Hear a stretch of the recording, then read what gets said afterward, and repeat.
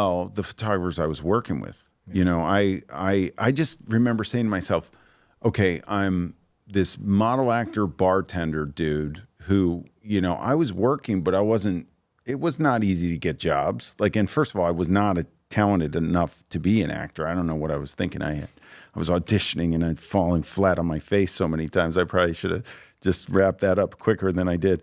But the modeling wasn't going to last, obviously, and I didn't think about a future at all. I just thought, I'm sick of bartending in New York City till 4 a.m. in the morning. I'm like tired of this. I don't want to do this anymore. I had done test shoots with photographers for modeling, and I had gone through the headshot session process with photographers for headshots. And I was like, you know what? Maybe I could figure this out. So that was it. I was like, I wasn't, and my goal at the time was to not, was just to make ends meet. I wasn't trying to become a photographer. I was just like, I'm just going to pick this thing up and try to make money so I can sustain my life in New York and get some acting gigs. And hopefully this acting thing takes off. Because I was like, I had fun with modeling. I loved the modeling. I loved the fact that I got to do what I got to do when I did it. And that I even got jobs, period, let alone, just, making the money.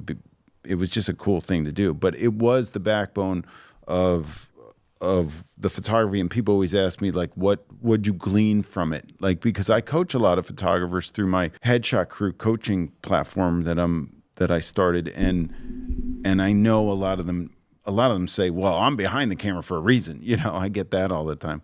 But I think getting in front of the camera is so crucial for photographers to understand what people are feeling and doing. I try to photograph all my photographers that I coach so that they feel that. But I usually don't say, like, I don't have the typical answer for what did I get from being a model. Like, oh, well, I learned from this photographer this, and I learned from that photographer that. Actually, for the first 5 years of my modeling career, I never even paid attention to the photography, which I'm kicking myself because I work with some amazing photographers. Yeah. And then the last 3 years, it was about 3 years of getting myself out of modeling and into photography where I became the most annoying model on set. I'm all self-taught. So all I did was like I'd be in here looking like, well, why is that there? And why is that thing on it?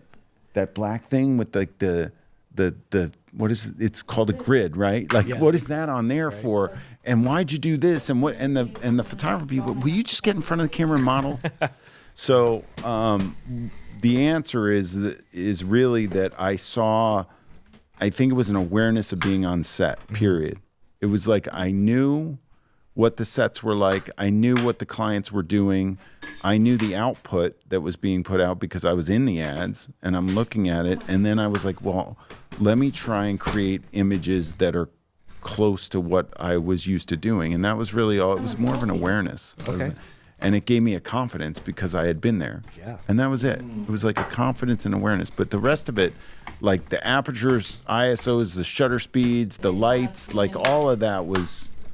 I was a mess. I didn't know what I was doing, which was so cool because I was like a kid in a candy store. I learned by trial and error, and I didn't do anything right. Like nobody. Well, I didn't know what right was. Right? I still don't know. The joy of experimentation, right? Yeah, just trying so things great. out. So great. Yeah, that's fantastic. Yeah, absolutely. Yeah, it's cool. So I'm fortunate. I love it. I love that I ended up here. Anyway. Yeah. I mean, also, too, like, the modeling helped. I remember just seeing a recent Instagram post, and you were talking about even being the lighting in the bathroom, right? And you're like, look at folks, like, I was cracking up about it because you're like, yeah, like, you just got to constantly play, right? Yeah, I think light is one of the hardest things for me.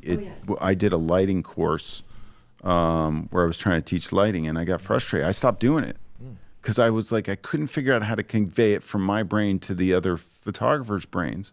It just didn't correspond like properly. That would like the way that I think and the way that I do things. I mean, I've gotten better at it now and I'm more into it now, but it definitely is not an easy thing. And light just didn't click for me overnight. It took a long, long time to really understand it. I remember doing this job where I was on The Apprentice, actually. Oh. And I shot this job, and I was on TV, and it was cool. But I had brought in an assistant who was working for me, and he lit everything, and it looked great. It was this ad campaign for this company, and it just looked awesome. And I was like, this is perfect. I just pressed the button. But he did everything. So after it, I was like, look, I can't go on like this. Can you come over and teach me some stuff? So he came over and we went through all these lighting scenarios and he taught me. And then he left and then I tried to recreate them and I failed miserably. And I got this huge job in California and I was too cheap to fly him with me. So I went and I was like, oh, I can light this myself.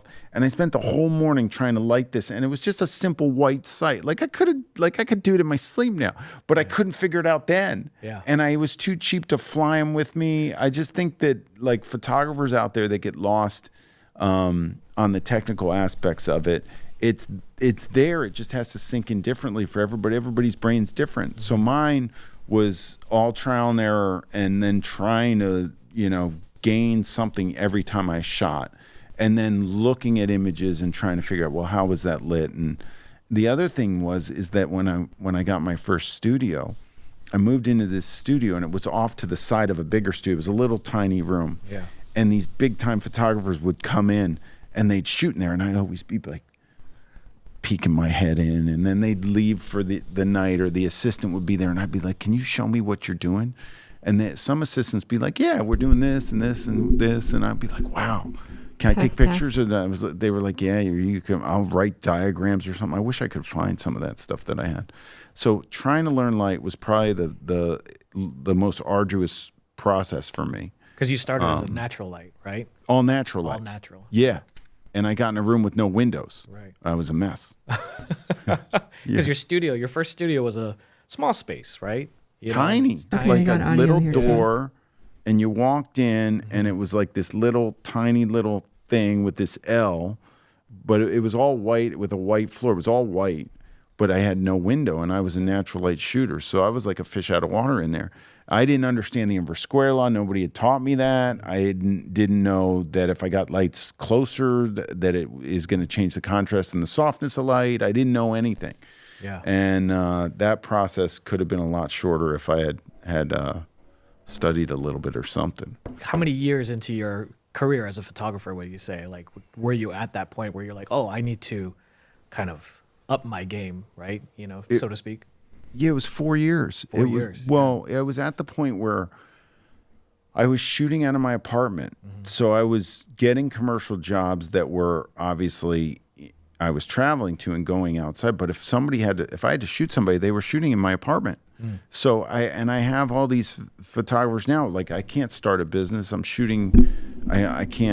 I shoot in my living room or something like that. I was like, I shot in a studio apartment with the bed and the everything. And my wife got pregnant in this. She's pregnant with twins while I'm shooting using the window, in the only window in the place. I was like, I have no sympathy for you. Like you can do it. Like, so it was, I picked up a camera in like 2000. I moved in with my brother. So I used his living room. He had his windows were not that great.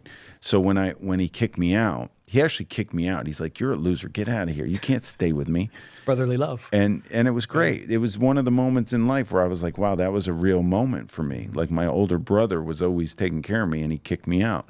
But he really did. He's like, you're out of here. Like you can't be, this is ridiculous. Like I was broke at the time, but he kicked me out and that made me lit a fire under me, And I remember all I wanted was a southern facing big window. That was it. I was like, if I get a southern facing big window, I can start my business. And that's what I did. Yeah. So when I got the offer to move into the studio with no windows, I was like, well, what am I going to, I'm going to have to take it. I got to take it. I got to figure it out. So that's what I did. But that was, 2004. I moved into my first studio. Clueless. Yeah. Totally clueless. But that just goes to show like determination and grit, and following your passion.